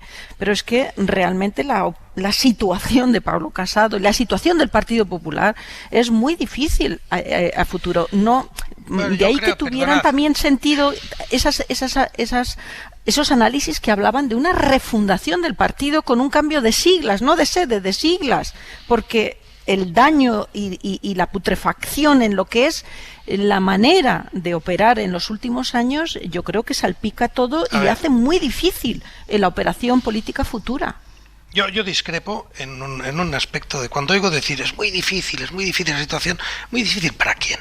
Quiere decir, para los votantes del PSOE, sí, claro, a los votantes del PSOE no les gusta lo que está ocurriendo, pero aquí, para valorar si esto es difícil o no es difícil y si tiene impacto o no tiene impacto, habrá que mirarlo entre los potenciales y actuales votantes del PP, porque a mí todo lo demás, en términos de análisis político, me trae bastante al pairo. Quiero decir, que haya media España indignada contra lo que está ocurriendo, si no ha votado al PP y no lo va a votar en su vida, pues como comprenderéis, no cambia nada. Por tanto, aquí de lo que se trata es de saber los votantes del PP y nadie más que se están... No, lo demás no es análisis político, es análisis moral. La corrupción moviliza mucho al voto del competidor. Mira, pero ¿cuánta gente va a ser a votar al PP por la Kitchen? Al PSOE por la Kitchen. Sobre esto, mira, es una opción, Ignasi, pero yo no estoy de acuerdo perdona, con eso, pero sobre esto que estás diciendo, hay una encuesta que puede dar alguna pista, encuesta que aparece hoy en La Razón, Sastre. Y que es verdad que no distingue por partidos, por votantes de partidos, pero sí hay una distinción muy significativa sobre edades. Veréis, preguntan en La Razón, ¿está libre de esta etapa el PP de Pablo Casado, la etapa de Kitchen, la etapa de la corrupción? Preguntan. Bueno, en general, el 44% dice que sí y el 42% dice que no, muy fragmentado, como veréis. Pero entre la población de 18 a 34 años, los más jóvenes, la mayoría dice que no, que Pablo Casado no se puede desvincular de esta etapa de corrupción. Y luego, otro dato muy llamativo de la encuesta, dice que el 43% de los españoles considera que Rajoy conocía el caso Kitchen y el 41% le señala a él directamente como inductor. Bueno, esto es lo que dice la encuesta, que es verdad, que no distingue por partidos, pero que da una idea, según la encuesta, de lo que opinan sobre la idea de que se va a salir a votar contra el caso Kitchen, la verdad me parece un poco traído por los pelos. Dejadme que me vaya a Barcelona, porque decíamos que hoy se va a producir esa fotografía. Recuerden que la semana pasada hablaron por teléfono Pedro Sánchez y Pere Aragonès para emplazarse a una reunión previa a la reunión de la mesa del diálogo, pero hoy se van a encontrar en un acto ya en Barcelona. Sergi López, buen día. Hola Ángels, buen día. Cuéntanos. Pues de este encuentro yo creo que no se puede esperar mucho más allá de esa primera fotografía juntos que comentabas, de los dos presidentes. En todo caso, no hay que olvidar que este acto llega solo 3 días después de esa conversación telefónica entre Sánchez y Aragonès, en la que acordaron verse dentro de unos días en la Moncloa, en principio durante lo que queda de mes de junio. Una foto entre Sánchez y Aragonès juntos que ha propiciado la patronal Foment del Treball con motivo de sus 250 años de existencia. Por tanto, los dos presidentes estarán rodeados hoy de empresarios, en un momento en que acaban de reclamar al Govern que acepte la propuesta de AENA para ampliar el aeropuerto de Barcelona. Es decir, que el contexto que acompaña este acto es eminentemente económico, queda lejos de asuntos como la mesa de diálogo y la resolución de las relaciones entre Cataluña y el resto del Estado. A priori, no está previsto que los dos presidentes se vean hoy más allá del acto propiamente de Foment. La reunión cara a cara parece que se reserva para la Moncloa. Gracias, Sergi. A ti. Hay que interpretar en el contexto económico, pero bueno, no es una mala noticia, porque ha habido otros intentos de reuniones en contexto económico, recuerden, y ha habido plantón por parte de la Generalitat ante la presencia del presidente del Gobierno, que coincidan en un acto, en este caso, insisto, de contexto económico, con toda la normalidad y naturalidad del mundo. El presidente del Gobierno y el presidente de la Generalitat, Ignasi, debe apuntarse en la lista de cosas positivas, ¿no? Sí, de normalidad institucional. Exacto. O sea, que efectivamente... Es que hemos vivido episodios que son todo lo contrario. Es que venimos de donde venimos. Hemos vivido unas cosas tan salvajes y tan incivilizadas que el hecho de que dos cargos institucionales comparten un acto público, se digan buenos días y no se tiren los trastos a la cabeza parece un progreso de consolidación democrática. Es que es alucinante, es así. Y lo cual, bueno, pues pone en la historia a ese personaje tan funesto y patético que fue Torra, que es quien realmente tocó ya el fondo más profundo de esa miseria, ¿no? Entonces, efectivamente, Aragonès no es eso y efectivamente bienvenido sea, pero tampoco, por eso mismo, tampoco he hecho las campanas al vuelo, significa normalidad institucional. Muy bien. Yo creo que venimos de la época de la cuestión catalana y vamos hacia la época de la operación Cataluña, ¿no? Y yo creo que todos estos gestos que estamos viendo, que es de distensión, de normalización, decíais, en definitiva, de llevar a la política lo que son las relaciones, por muy complejas que sean, por mucha discrepancia que exista en las posiciones políticas, pues es un elemento clave, es la resolución al problema, y yo creo que bueno, pues esto tardará mucho tiempo, porque esto no es cuestión de un día y porque el debate de fondo, la cuestión de fondo, el problema de fondo, pues sobrepasa incluso la dimensión de Cataluña y conecta con algo que a mi juicio el ministro Iceta ha dejado claro en su última intervención de la entrevista contigo hoy, Ángels, que es que estamos hablando de la necesidad de federalizar España y la necesidad en el fondo de abrir esa otra caja de Pandora que tenemos también en España y que hay mucha gente que tanto miedo le da, ¿no? Que es la idea de la vertebración territorial de España. No quiero abrir un gran debate sobre esto que nos espera Ava Gardner, pero Antón, si quieres decir algo muy breve. Yo estoy de acuerdo, soy muy de normalidad, viva la normalidad, pero no prolonguemos demasiado los prolegómenos. Empecemos. Los prolegómenos son muy importantes, deberías saberlo, Antón. Sí, pero no hay que alargarlos demasiado. Tanto encuentro, llamada, y ahora te veo, y ahora queda y una reunión preliminar. Vamos a empezar. Vamos al grano. Vamos a hacer algo de política. Aquí te mato. Ángeles, tienes que abrir un debate sobre la importancia de los prolegómenos. Eso. Creo que ahí hay tema. Ángeles, ¿me permites una cosa muy rápida? Todos los que hablan de la importancia de los prolegómenos normalmente es porque los practican poco. Mariola, muy breve. Mira, cuando se habla de reformulación del gobierno, a mí me da la sensación que Iceta va a jugar un papel mucho más significativo que el que está jugando hasta ahora en esa etapa futura. A mí no me extrañaría nada verlo de vicepresidente. Bueno, ahí lo dejo. En la cadena SER, Hoy por Hoy, con Ángeles Barceló.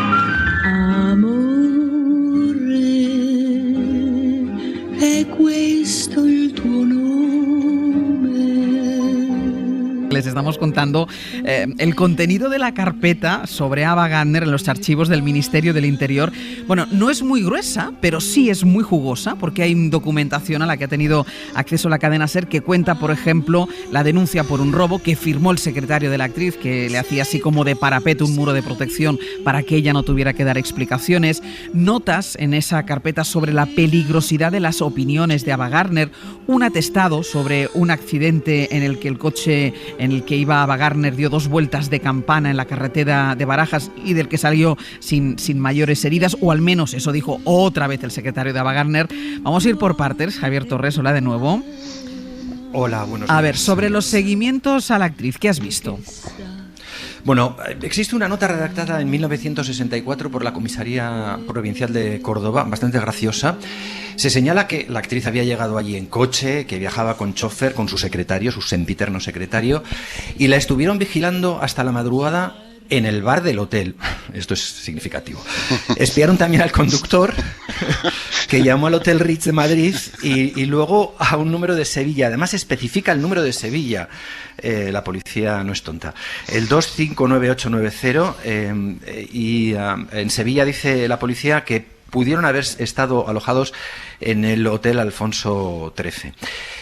4 años antes hay una nota bastante graciosa del Servicio de Información de la Dirección General de Seguridad, que se manda al entonces ministro de Información y Turismo, que era Gabriel Arias Salgado, bajo el epígrafe "Actuación de la artista cinematográfica Ava Gardner". Y en esta nota se habla del trabajo de la actriz y remitía a una película, El ángel vestida de rojo, que estaba ambientada en, y voy a citar literal, nuestra guerra de liberación, por si a juicio de ese ministerio y como consecuencia de tal actuación, ella hacía de prostituta, se estimara la conveniencia de adoptar disposiciones restrictivas para la entrada en España de la referida artista. Y Javier, sabemos también que le robaron 2 coches de lujo, ¿no? Bueno, 2 coches de lujo que yo me he quedado impresionado porque el valor total son 7.600.000 pesetas. Y entonces, en la década de los años 60, un piso de 3 habitaciones en la Avenida de América, que era un sitio fetén, costaba 340.000 pesetas. O sea, con los 2 coches se podría haber comprado un edificio de 22 pisos, ¿vale? Entonces, esto es, el 7 de mayo de 1965, en la comisaría madrileña de la Universidad, ese secretario tan protector y del que la policía comprobó antes si tenía antecedentes desfavorables, denuncia en nombre de la actriz la sustracción de su Ferrari 303 de color negro, tapizado en color beige y claro, que valía 7 millones de pesetas.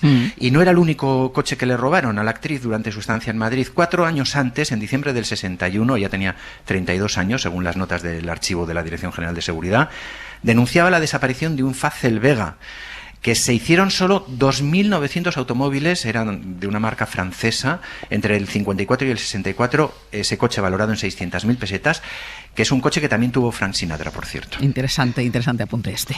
Sobre las vueltas de campana, ese accidente del que hablábamos antes, ¿qué dicen los documentos, Javier? Bueno, lo que a lo mejor es más interesante lo que no dicen. Era a dónde iba, ¿Y en qué estado estaba Ava Gardner? Porque eran las 9:30 de la mañana, kilómetro 4,700 de la autopista de Barajas, 14 de septiembre de 1955, su coche da 2 vueltas de campana, se arrastra, queda en pie, atraviesa la calzada, llega la Guardia Civil, ella ya no estaba, le habían llevado a Barajas y luego a su hotel, al Castellana Hilton, habitación 337, y la Guardia Civil habla con su secretario, obviamente, omnipresente Ángels, un verdadero muro, que les dijo que Ava estaba bien. Y luego hay otro, vuelvo a repetir que Ava no se sabía de dónde venía, ni a dónde iba, ni cómo estaba en la conducción del coche. Y hay otro accidente, que es un alcance en el centro de Madrid, que ella tiene que declarar y firmar esa declaración, o sea que tenemos el autógrafo de Ava Gardner en la web. A mediados de agosto de 1957 es una declaración firmada en la comisaría de Buenavista, y ella dice que no recuerda ni la matrícula de su coche, que era un Mercedes, tampoco la documentación, ni su permiso de conducir, que decía lo había tenido 2 días antes, pero que no lo podía encontrar. Es decir, un poco despistada. Cuando vio el taxi, dice, el taxi matrícula de Burgos, dice, frené rápido y fuertemente el mío, pero aún así no pudo evitar el accidente. Bueno, yo la disculpo, yo tampoco me sé la matrícula de mi coche, eso le pasa a mucha gente. ¿Ves? Y no somos Ava Gardner. Bueno, bueno, pero tenéis el carnet de conducir encima, ¿no? Eso sí. Ahora mismo no sabría decir. Lo que me gusta es el detalle de que el taxi fuera matrícula de Burgos, es un detalle. Javier Torres, muchísimas gracias. Aquí, hasta luego. Aquí el que tiene una historia es el secretario. No, vamos, sí tiene una historia. En la serie de Paco León sobre Ava Gardner tiene un papel muy destacado el secretario de Ava Gardner. Fantástica serie. Suscríbete a Hoy por Hoy. Todos los episodios y contenidos adicionales en la app de Cadena SER y en nuestros canales de Apple Podcast, Spotify, iVoox, Google Podcast y YouTube. Escúchanos en directo en la SER de lunes a viernes a las 6 de la mañana. Cadena SER. La radio.